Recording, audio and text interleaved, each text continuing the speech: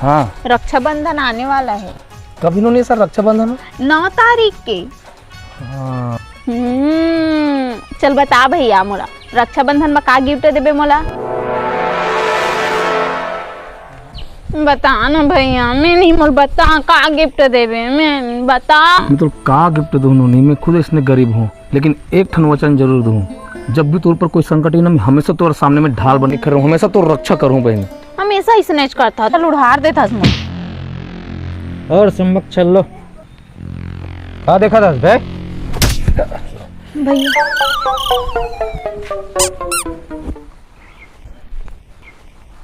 कहाँ भाग गए भैया क्या को बहुत मर्द के बच्चा बना था तो क्या चले यार, तो जिंदा नहीं छोड़, कूड़ी कूड़ी काट दूं तो बाज गिनो नहीं आज इधर आज मैं जिंदा नहीं छोड़ रहे थे।